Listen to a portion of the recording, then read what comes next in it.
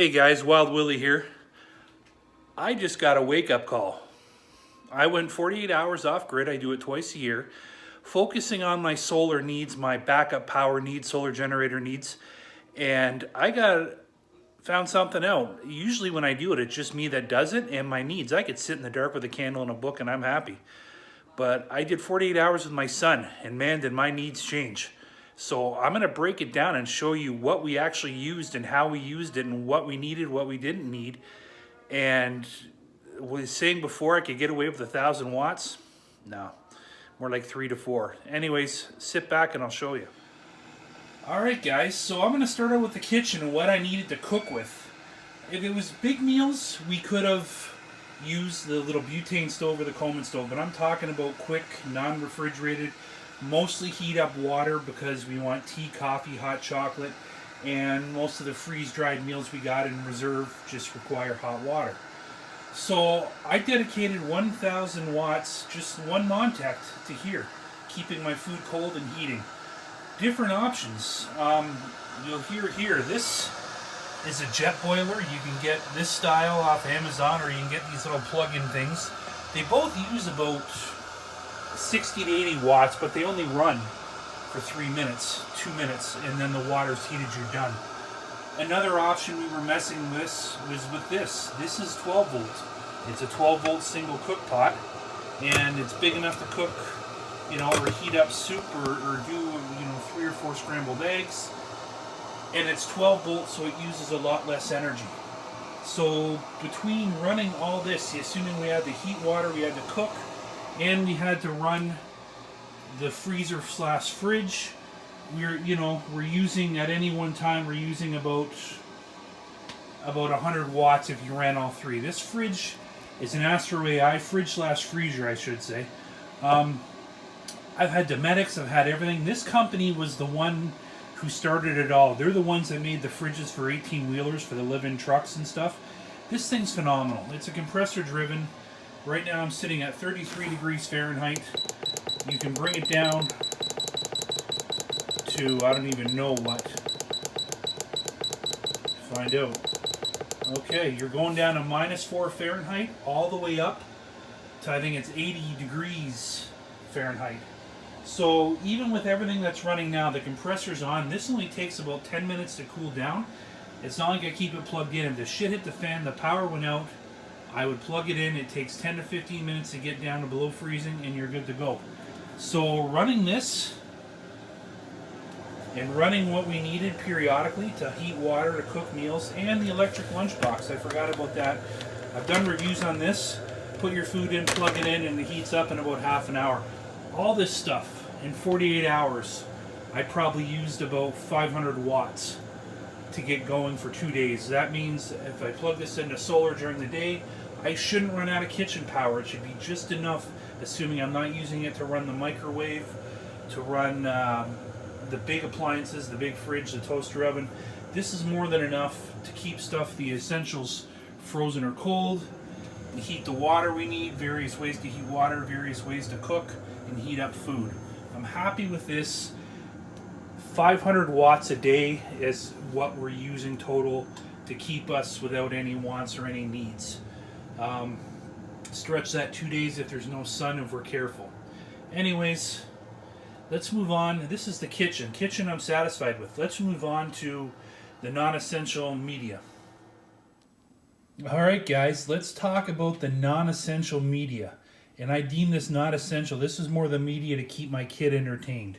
So I allocated another 1,000 watts Montec to run everything non-essential. And what I deem non-essential is my record player, because I love my records. An old radio, AM, FM, non-computer chip, just knob and tube radio to get all the updates I need and listen to some tunes. The TV, I got an HD.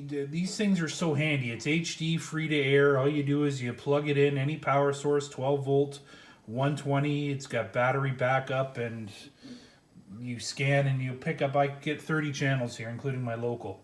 So that's going to run that. It's going to run the record, going to run the radio. It's going to run a little portable Blu-ray DVD player with a boatload of movies. This keeps the kid entertained. He can watch TV, he can watch Blu-rays, and most importantly, the Fortnite or his whatever game he's playing at the time, the Nintendo Switch.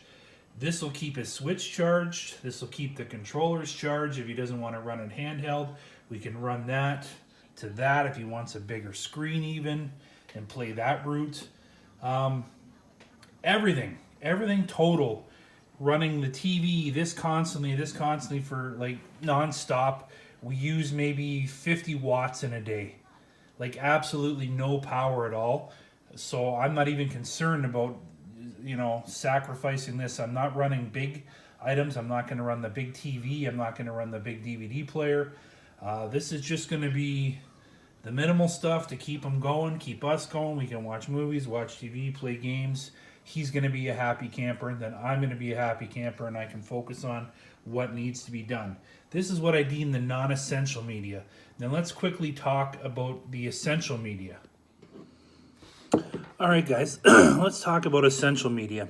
Now, I allocated another 1,000 watts, a Jackery 1000, to essential media. What do I deem as essential media? Keeping our cell phones and our tablets charged, keeping two-way radios charged and up and running, keeping the ham radio up and running, keeping the CB up and running, and most importantly, keeping the internet up and running. Internet's a vital tool. It's the information highway, and as long as we can keep that up, the quicker we can get information, quicker than the radio, quicker than any other form sometimes. And that was my big burn, I thought. So the way it summarized was this. If I keep everything, on the essential media, keep the internet going 24/7, keep everything on and charged, the ham radio, the CB radio, the cell phones, the two-way radios, I'm looking at about, if everything was plugged in, I'm looking at about 30 hours total runtime before I would drain my 1,000 watts. Now that being said, are you going to keep everything on at once, 24/7 going? No, you're not. The internet's staying on. Now he was using about 25-30 watts tops, and then everything else as needed. So that was that. I had plenty of, and that also, that 1,000 watt Jackery, that also was a convenience for lighting. Even though, you have candles and oil lamps and solar style lights, we didn't hold back on anything. We didn't use any of that stuff. We just lived life like it was. We needed a lamp, we ran extension cords, we plugged in the lamps, we turned on the lamps in the bedroom and wherever. We didn't make any sacrifices, really. The inconvenience was running an extension cord instead of flicking a light switch. But other than that 1,000 watts for the Jackery to run the essential media and everything else, I'm more than happy with.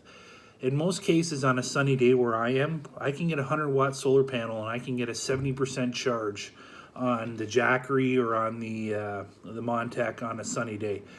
Now that being said, I have more than 100 watts. I have 100 watts allocated to each one of those units at least. So that wasn't bad.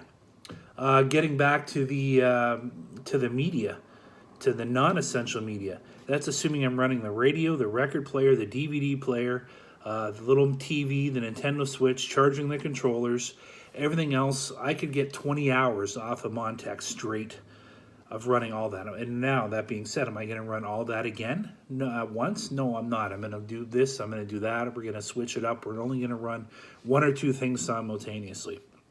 So I was happy with that. The media, being, with my 10-year-old son, the things are on constantly. If his iPad's not on, his Nintendo Switch is on, or the TV's on, or something's on, even when he's not watching it. That was the only one I had a little bit concern with, but I figure I can take power from my essential media if I needed to run that. The cooking and the keeping cold. Now, there was, at one time, like I said, if I had everything going at once, it was about 500 watts. Am I going to have everything going on at once? No, I'm not. And that 500 watts was actually everything on at once, and that was, that would have lasted me the whole day. That fridge/freezer, just running that alone, I could run that off something smaller like a 240 or a 300 watt power station, and that'll run for 3 or 4 days. That thing is so energy efficient, it's compressor driven, and it's remarkably insulated, and I have no problem with that. The biggest power draw out of the kitchen was, of course, heating up the water or cooking on that little like single pot unit there, the 12-volt unit, or even the electric lunchbox. But once again, we're not running everything all at once. If we wanted to, we could have plugged in the microwave and ran it for a few minutes. We could have plugged in the toaster oven or the toaster, but it's just drawing needless power. It was kind of a bit of a sacrifice, but we didn't sacrifice cooking. We just had to cook different. We still ate the same foods. We had maybe cook in smaller batches. We still had bacon and eggs for breakfast. We still had our hot chocolate and our coffee. We still had whatever we needed. No sacrifices needed. So it was an interesting weekend, or 2 days, with Friday and Saturday. He was home Friday anyways. It was an interesting 2 days to see what my power needs. If it was just me, I could get away with literally 1,000 watts because I could keep my cell phone charged and I'd be a happy man and listen to a radio once in a while and whatever else. But with my son here, the needs change dramatically. As far as how to cook, what to eat. He's very picky. And so on and so forth. But I'm very happy to say that I thought 1,000 watts or 2,000 watts tops with both of us, we could get away with no sacrifice. I was wrong. It's going to be closer to 3,000 watts. Now, if we put the buckle down and really paid attention to what we're doing, we probably could do 2,000 watts long term. And maybe, you know, if you went 2 or 3 weeks without sunshine on cloudy days and we had trouble recharging the batteries or the solar generators, that might be an issue. But for now, 3,000 watts, your typical power outage, I'm happy. If it lasts a few days, we could get by no problem without having to, you know, conserve any electricity. We wouldn't have to get into the candles or the oil lamps or the butane stoves or the Coleman stoves or whatever else. There's also miscellaneous. Do I run little heaters if you need to, but I have no problem keeping warm in the wintertime in this place. It's easy to do. Set up a tent, crawl in your tent, whatever. It's keeping cool is my issue. Come the dead of summer, you know, I have an air conditioning. I can get down in a single room that'll run 400 watts, but 400 watts is a lot of power. So a 1,000 watt unit's only going to run it for 2 hours. I'd have to constantly switch out the three main power sources and constantly hook them up to all the panels at once and get supercharged. Hopefully I could keep it going for, you know, 12 or 14 hours at a time. Anyways, guys, I'm Wild Willie, and thanks for watching. And this is just a little bit of food for thought. Really pay attention to, you know, when you're buying a solar generator, what your needs are going to be. Bigger isn't always better. Think about what you're going to do with it, how you're going to cook, what extras can you add to the pot that you might not need a solar generator. Don't bank on one, just buying one that's going to run your whole house and everything in between. You have to make some sacrifice to a degree, but your comfort level's up to you. Anyways, I'm Wild Willie, and I'm going to get trucking. Remember, it's not a question if this shit, it's a fan's question of when, so always be prepared.